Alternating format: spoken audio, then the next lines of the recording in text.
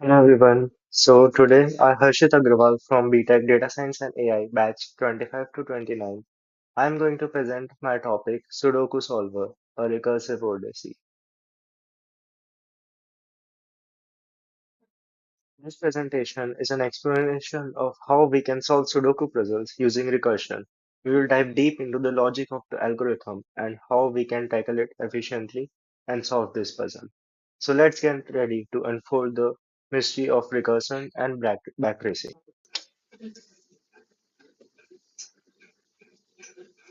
First, what is Sudoku? So, it is a 9 into 9 grid-based puzzle where you aim to fill the numbers from 1 to 9, such that each row, each column, and a 3 into 3 box contains no repetitions. Sounds simple? Well, that's the charm. It's easy to start, but demands logical thinking to approach the answer. Now, why is it so interesting? Besides being a fun brain exercise, Sudoku is a great playground for algorithms like recursion and backtracing. These concepts allow us to solve complex problems more systematically. So, what does our project offer? It it lets users either enter their own Sudoku puzzle or generate a puzzle with varying levels of difficulty, easy, medium, hard. This application validates the puzzle to ensure its correctness and solves it using a robust algorithm. Plus, it can generate puzzles with varying difficulty levels and check if a puzzle has a unique solution or not. It uh, it also checks how many solutions does a puzzle have. If a puzzle has zero solution, it is completely invalid, and if it has more than one solution, then too it is very hard to solve. In essence, we are combining logic with an element of randomness to create a comprehensive Sudoku application in C++. It is a perfect blend for both puzzle enthusiasts and algorithm masters.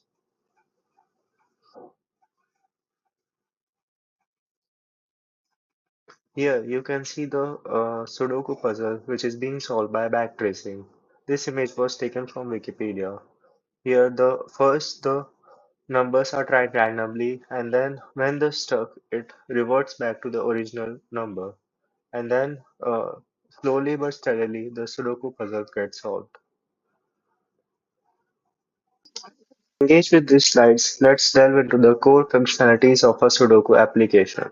First, we have to manually enter feature using the function input Sudoku, which allows the user to enter the numbers individually in the grid. Remember, 0 indicates empty cell as it is not there in the proper Sudoku, that is from 1 to 9. So, 0 indicates empty cell when the user enters. Next, the generation of Sudoku puzzles at varying difficulty level, easy, medium, hard, is facilitated by our functions fill random grid and generate Sudoku. These functions craft a complete solution, then strategically remove numbers to suit chosen difficulty, ensuring each puzzle remains unique.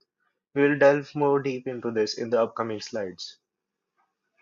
Validation is crucial, and functions like isValidRow, isValidColumn, and isValidBox ensure no duplicates exist in any row, column, or 3 into 3 box. This is a fundamental check before solving the puzzle because a wrong Sudoku cannot be solved. When it comes to solving puzzles, our application uses solve Sudoku function, employing a recursive and backtracing techniques well suited for systematically filling in the blanks until a solution is reached. Finally, we have a uniqueness check, which uses count solution to verify if a puzzle has a single valid solution. This is vital for maintaining the integrity of the challenge, as multiple solution Sudoku is worthless to solve. Additionally, we also have functions like display Sudoku for complete visualization, copy the grid for safe copying the grid so that we don't affect the original grid entered by the user or generated. Fill empty cell helps to find the location of the next empty cell, which is used in other functions. Is safe is used to make sure that the number entered is safe and it doesn't already there in the already present rows, columns, or the 3 into 3 box. These core functions, when combined together, gives a very neat application and create a robust and interactive Sudoku experience for the users. Alright, so let's delve into how we bring the Sudoku puzzle to life on our screens. First off, purpose here is to transform a 9 into 9 simple grid into a visually appealing format with partitions, blocks, so that the user can see it and understand it clearly. This means taking a 9 into 9 grid and displaying it in a clean format on console. Now, how do we achieve this? Well, it's all about looping through each cell and printing its value. What's interesting is that we represent an empty cell with a dot, so it's immediately clear where you can place numbers. The key logic encoding here is the use of modulus operator. By using j plus 1 modulo 3 and I plus 1 modulo 3, we introduce those familiar vertical and horizontal lines that give us the grid structure. And what's the outcome? We turn a mere 2D array into a visually clear Sudoku board that is easy for anyone to understand and comprehend with. Here is the board, for example. You can see the board here.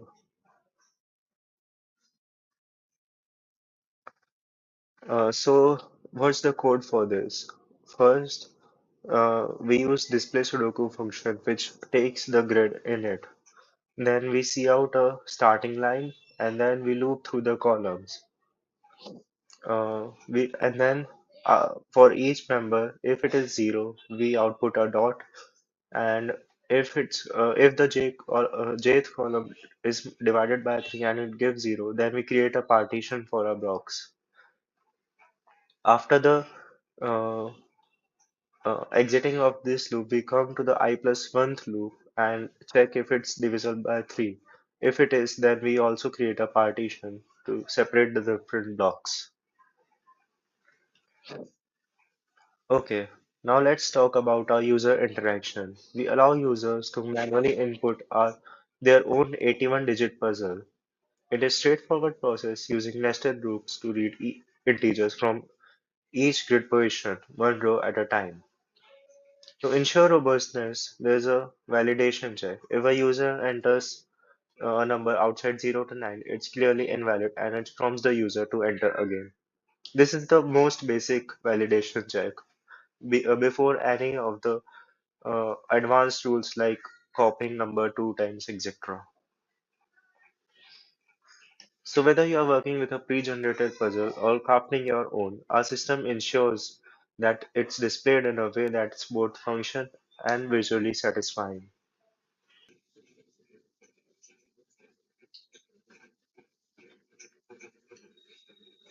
Let's dive into the heart of Sudoku, the rules that ensure every puzzle is solvable and unique.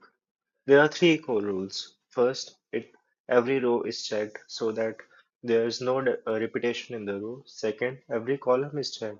And third, every box is checked so that there is no repetition from numbers 1 to 9 in any single row, column, or block. To enforce these rules, we use three different functions: isValidRow, isValidColumn, and isValidBox. These functions work by employing a clever trick using a Boolean array called used. Here's how it's work. As we loop through each cell, the number in the number in the cell acts as an index. If the number is already marked as used, we know there is a duplicate, and the function will return false. Finally, the main isValid Sudoku function ties it all together. It checks each row, column, and box by calling these helper functions. If any of them returns false, the entire board is deemed invalid. The validation logic is crucial. It ensures Sudoku puzzle follows the game basic principle, allowing us to enjoy a fair and challenging experience. Now let's dive deep into the code. The isValidRow function takes the grid and the row. Then it creates an array of used integers and initialize all of them to false. Now it traverses through the row. For every number in the row, it creates a value. And if the value is not zero, then it sets the uh, used array value to true. And if the value is already true, then it returns the false, means the validation is not accurate. See, if the value is already generated in the previous attempt, then the used array will have an index corresponding to that as true. And this if function will check if that is true. And if that is true, it will return a false, which will tell you that the row is not valid, and hence the Sudoku is not valid. Similarly, the isValid column also works. It's just the difference that it takes column as an input. The isValid box also runs. It's little bit more complicated as it has to traverse through uh, I equals 0 to less than 3 and j equals 0 less than 3 and check that wise. Finally, the isValid Sudoku checks all the three functions by traversing into rows, columns, and grids.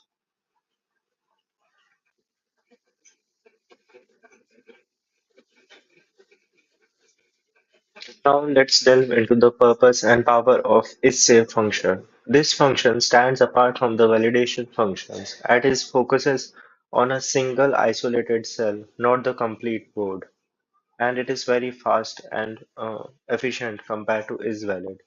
So what does exactly isSave function do? First, it scans the entire row to ensure the number is not present in that row. Second, it does the same for column. It scans the entire column. And third, it identifies the top left corner of the 3 into 3 box and scans that box so that it is not repeated in that too. The crucial difference between isSafe and isValid Sudoku is that isValid Sudoku checks the entire board, but isSafe checks only the uh, rows, columns, and box in which the number is contained. So why is the distinction important? Well, isSafe acts as a goalkeeper for a solver. As the solver attempts to place numbers from 1 to 9, it should know that if it is doing correctly or not. If we proceed through isSafe, it always show the green. I mean, it shows the green light for the correct placements. This ensures that every step is moving forward to solving the puzzle rather than going in random directions.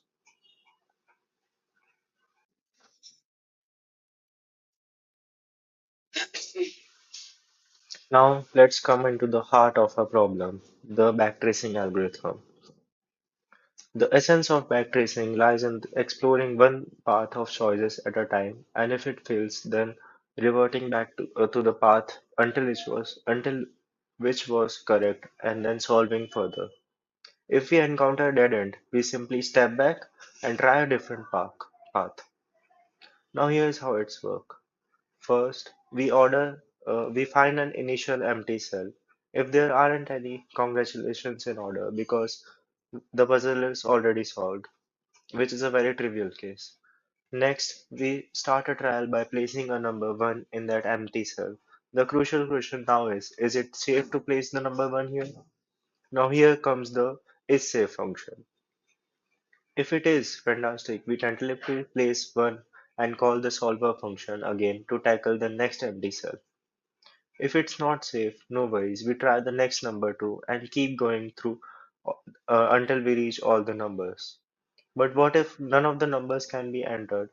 Or what if all of the numbers 1 to 9 are not safe? That indicates that we have reached a dead end and our previous choice was incorrect. Here's when we will backtrack. When we face a dead end, we will erase the number that we placed, return to the previous step, and resume from there by trying a different number. For example, uh, if placing a 5 leads to a dead end, we'll remove it and try a 6 instead in the previous loops.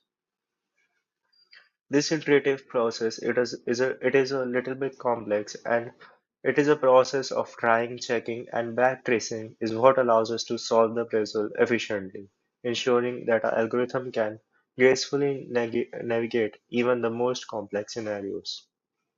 I will explain it through our code too.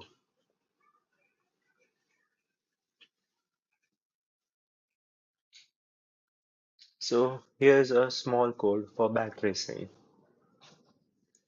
What it does, the very first thing is we do to find an empty cell. First, we take the grid into our function. We initialize row and column and check if there's an empty cell by find empty cell function. The function asks to find empty cell to find the coordinates of the cell which is the empty. This line is brilliant because it serves two purposes. First, it tells where to work next. But more importantly, if the find empty cell return false, it shows that we have already completed our Sudoku and returns true, which goes into the backtracing steps to conclude that the puzzle is already solved and return the grid. This is our base case actually. It is this find empty cell is the finish line of the race when everything is solved. Now the main trial and error loop. What it does, it loops through the numbers from 1 to 9. For the empty cell we just found, we need to check that the numbers are placed correctly or not. So we call the is safe function. If the number is safe, and let's say if number is 2 and it's safe, then we go ahead and replace our grid with that number. Then we come on to the next, the most important thing, that is recursive call. Here in our if block, we have a recursive call solve Sudoku grid. This is recursive because it is a function called inside a function. Now, how does this work? This is the most important part. If a number is safe, we make a tentative move, we place it on the grid, then we take a leap of faith, we call the solve Sudoku function from within itself. We are telling it, okay, I have handled this cell. Now go solve the rest of the puzzle starting from this new state. Okay, so if the future call eventually returns true, it means our choice was true and the Sudoku will get solved. If it returns false, um, so the if condition will not execute, and then the false will loop through the backtracing algorithms and will get down to the grid row column is equal to 0. This is the step for backtracing. What it does is if we take a number like in the start we take 2 and then we reach the step where our next ancestors from this path means the backtracing path is returning false in the solve Sudoku function. Then we come into this line grid row column equal to 0. That means that we have chosen a wrong option of 2 and we have to consider a new option. This places the 2 as 0 and then returns back to 1 to 9 and then executes the earlier backtracing algorithm. So last the dead end signal that is return false. If a loop, if a for loop tries all 1 to 9 cases in the next backtracing steps uh, and there's no valid solution, there's no is safe always return false for them, then it means that we have reached a dead end. There are no valid moves from this position. The function must return false, and this signal tells that the previous function call that it made was a bad choice, and which it case returns to a backtrack. So, in a nutshell, what it does. So, in a nutshell, this function solves the puzzle by trying every valid option. It finds an empty cell, places a 1, then calls itself to solve the rest of the board. If it leads to the dead end, then it raises that one, places a 2, and then calls the functions again. If it's reached the end again, then it calls 3 and then 4 if they are safe. And then this is a recursive guess and check, means It calls, then checks, then calls, then checks. If it doesn't reaches dead end, then the puzzle is solved. If it reaches dead end, then it replaces the numbers. It is a strategy that has an undo button, and it is recursive in nature.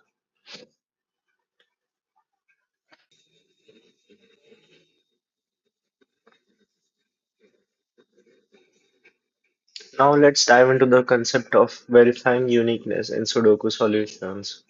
We have been using solve Sudoku normally to find a solution, but what if we want to count all possible solutions? What if there are more than one solution, or there are none at all? Here's the key change. We introduce count solution helper, which is a clever twist on our existing function. Instead of copying at first solution, it increments a count variable and deliberately backtracks.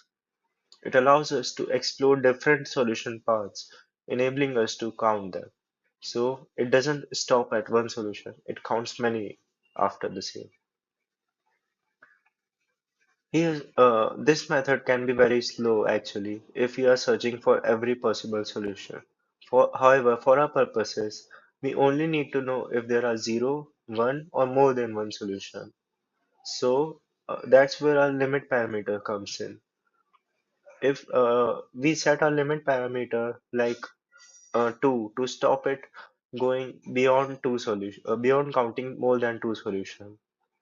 A unique a Sudoku can contain many solution. Like a Sudoku can be made which has 50, 60 solution, and then our uh, our loop will take enormous time to calculate that. So we need to set our limit to how much we should count, and then to exit the loop if it exceeds our limit.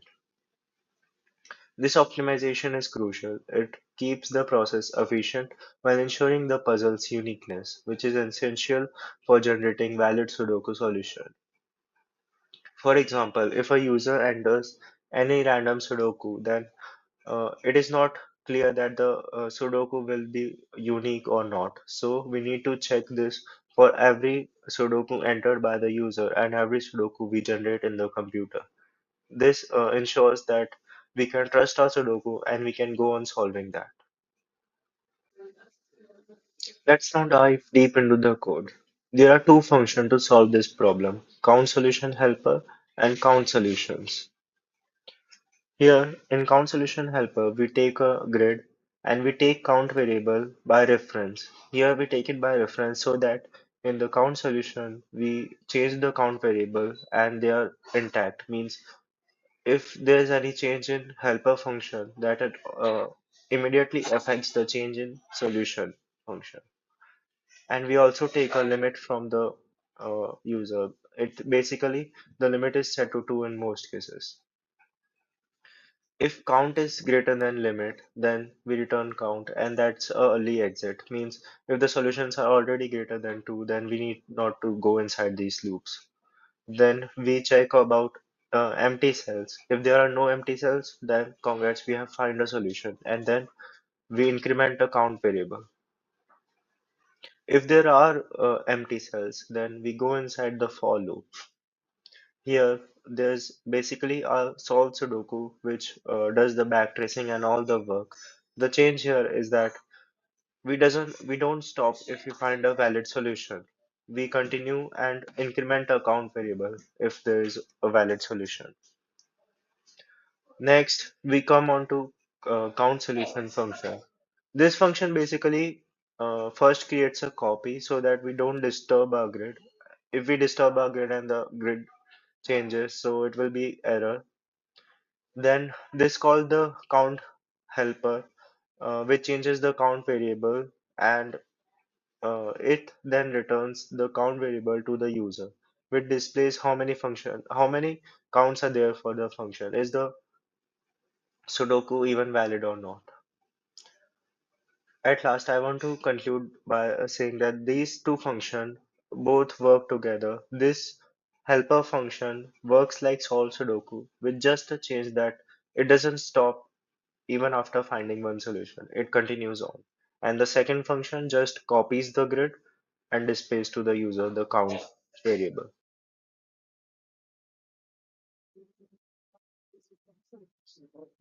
Okay, now let's move on to generator. The generator is another important function.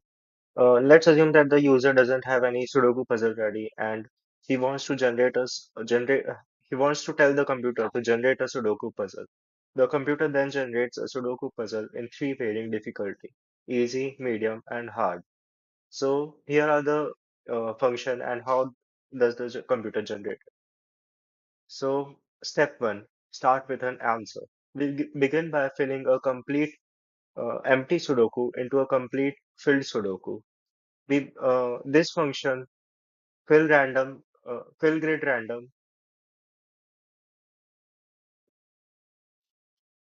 Now let's move on to generator strategy. So what if the user doesn't want to enter a Sudoku, or he doesn't have a Sudoku at disposal? So he will tell the computer to generate a Sudoku for him. And the computer will generate a Sudoku in three varying levels of difficulty: easy, medium, and hard. So how does the computer handle this? Let's dive deep in it.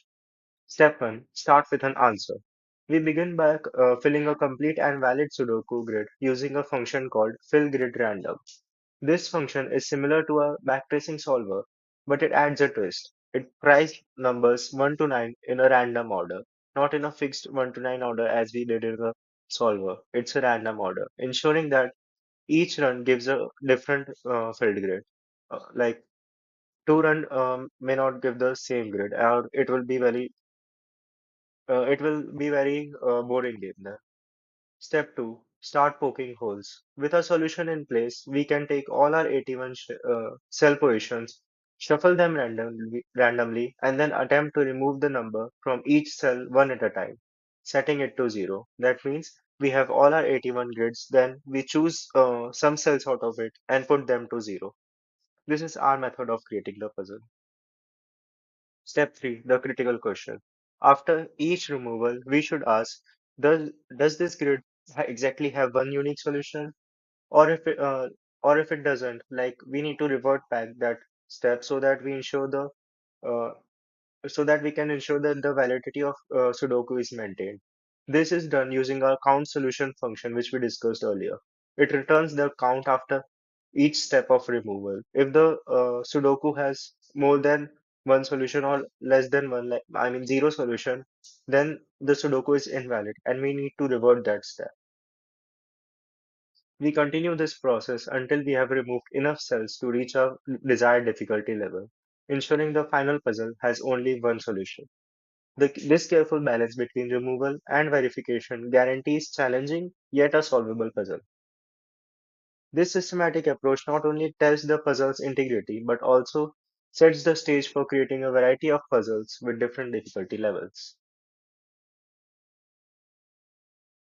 So here is our code. This is the fill random grid and this is the generate Sudoku solution. The fill random grid is mostly similar to the solve Sudoku method. It's just the difference between this shuffle functions. Firstly, fill random grid takes empty list as an input, means it generates its own list and it doesn't have any pre-feeded list in the system. All are zeros. Second, the shuffle it creates a vector num array and it shuffles by using the shuffle function. Begin and end positions are feeded and the range is feeded. So the 1 to 9 functions, 1 to 9 numbers are in the shuffle order. It's not 1, 2, 3, 4, 5, 6, 7, 8, 9. It's like 3, 5, 9, 7. It's in that order. So the Sudoku gets filled randomly. And also the solve Sudoku is implemented so that all the checks is safe and the backtracing is done here. So we get a valid Sudoku. Next, the generate Sudoku function. Here, first we set the difficulty by seeing the remove how many numbers of removals are there. If we want easy, then we can take in 30 removals. If medium, then 40 removals are necessary. If you want hard Sudoku, then 50 removals. Then we define a full grid, which is just an empty grid. That grid is fed to fill grid random so that, as I explained, fill grid random takes an empty grid and then returns a complete valid grid with all the numbers in place. So then we create a puzzle grid and copy the full grid into the puzzle grid. So now the puzzle grid is what we are going to work on. So in this loop, we make a vector of cells. In this vector, we define pairs of coordinates like 0, 1, uh, 23, 24, 80, 81, coordinates like this, and we push back our coordinates in this cells grid. Again, to select the random coordinates to pop off, we have used a shuffle function here. This shuffle function also works the similar way. It takes the coordinates in the cells and then shuffles its values here and there. So when we traverse them, it comes out randomly. Next, into the next for loop, here we go on every cell by using auto and p, which is a reference for the list that we are using. So we keep track of the number of removals we have made here. Then we initialize our row and column to the coordinates of the index. Then if that row and column is already removed, that we don't do anything. We just move on, and then we create a backup if they are not. Like if the value isn't zero and there is something one, two, three, four value in that, then we need to pop that. So before popping, we create a backup of that, and then we pop it. Here you can see we set it to zero, and after popping it, we then the main step is to count the solution. Means after popping, how could you be sure that your Sudoku has a unique solution only? It can be possible that it has more than two solutions, more than one solution, or zero solution. That will result in a uh, not valid Sudoku. Means it won't be a proper Sudoku for solving. Hence, we count the number of solution after each removal. And then if the count is one, then the step is perfect. Okay. So we increment our removed counter and the step is executed. And if that is not the case, if the number of solution is more than one or zero, then we set our puzzle, then revert back the positions and we set our puzzle to equal to backup that we have and we revert it back. We don't change anything. So here was the two codes. Let me explain it once again in short. We begin with fill random gate. This is essentially the same as solve Sudoku, but it's just random. Next, we prepare to remove the numbers from our gate. We create a list of all 81 cell coordinates and shuffle this. And then now on to the trial removal loop. For each cell in our randomly ordered list, we temporarily remove the number by setting it to zero. Before we move on, we check if the puzzle still has unique solution using count solution. If the solution count isn't exactly one, we revert the change, as I said, ensuring that each step maintains the puzzle integrity. Finally, the difficulty is managed by stopping the loop once we have removed a set number of cells. This allows us to tailor the challenge level of each puzzle. These steps together form the backbone of a Sudoku generator, ensuring every puzzle is unique and challenging.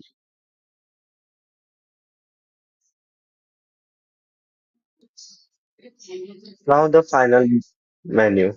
Here we are bringing all our efforts together in what I like to call the engine of a program. At the heart of everything is the perpetual while true loop.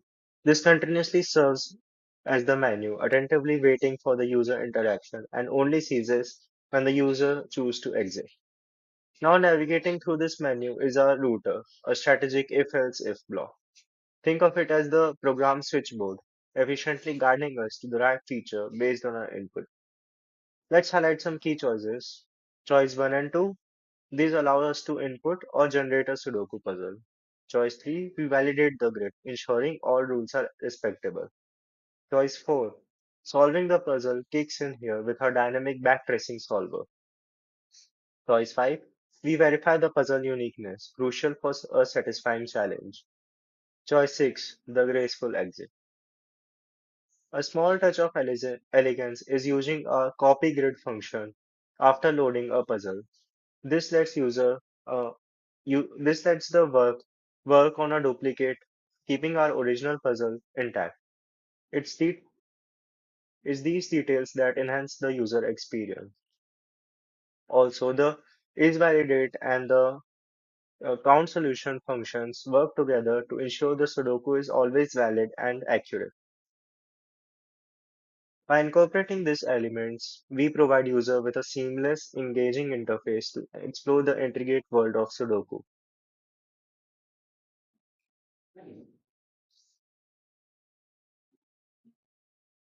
Let's take a moment to recap what we have covered today. We approached our Sudoku problem with a structured, layered methodology. First, we laid the groundwork with basic validation functions. These ensure every move adheres to Sudoku's rules. Building on that, we developed a robust solver, harnessing the power of is-safe check and a recursive backtracing algorithm. This solver is the engine that allows us to tackle even the toughest puzzles. Next, we evolved our solver into a solution counter to ensure that each puzzle has a unique solution. This step is crucial for creating puzzles that are both challenging and fair. With these tools at our disposal, we then constructed the main very tough function, that is a generator function, to create our own brand new puzzles from scratch, ensuring diversity and unpredictability. Finally, we've wrapped it all up with a menu that offers user-friendly interface to access all these features seamlessly. It makes navigating through a program straightforward and enjoyable. This tiered approach not only makes a program efficient, but also highlights how complex system can be navigated efficiently into smaller, manageable parts. Now, finally, let's look at our code once again and recap from our code. So here's my code.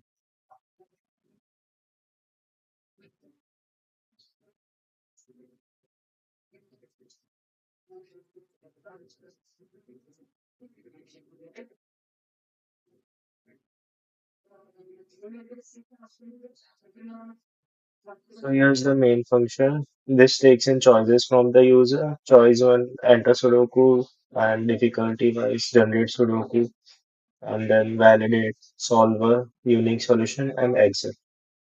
So let's see the functions. The display Sudoku, which prints the Sudoku on the laptop. Input Sudoku, which takes input from the user. Is valid row, as we discussed, it checks that the row entered is valid or not. Column, box, and this is the combination of the three. Find empty cell. This is used to find the cells which are empty so that we can fill the numbers in here. Is safe, as we discussed. It is used to check that if you add some new variable, then it is valid to add it or not. If you add some new number. Copy grid. It is used to copy one grid into another grid. Solve Sudoku is our main function. This thing is used to seed the randomness. Means initially you need something to start random. So it takes the clock, and with that it has an algorithm. So it seeds randomness into the system, which is used in this fill grid random thing. So here, as you can see, the shuffle uses this random effect. In generate Sudoku, we have generated according to difficulty wise, as we discussed earlier. This is the show menu application. This is outputted every time the user runs in the loops. So let's start this.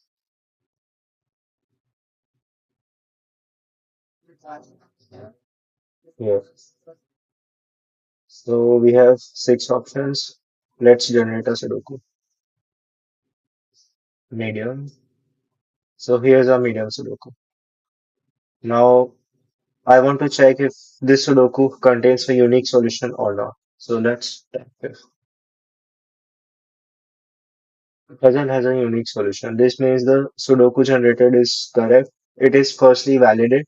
Valid it in a sense that this like 4 doesn't get repeated on either side on and in the block. And second thing is has one solution and one solution only, not more than one, not less than one. So let's solve this Sudoku now. So here's the solved one. And you can also enter the Sudoku manually and then you have to. So that is basically all about this program.